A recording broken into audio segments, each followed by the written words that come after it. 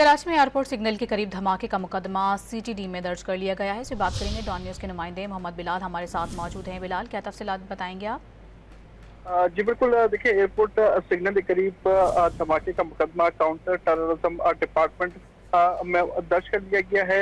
मुकदमे के जो मुद्दई हैं वो इंस्पेक्टर कलीम खान मूसा हैं। थाना एयरपोर्ट की हदूद में ये तमाम तर वाकया पेश आया था। इस मुकदमे में जो है एक्सप्लोसिव एक्ट समेत जो है वो दफात शामिल की गई है।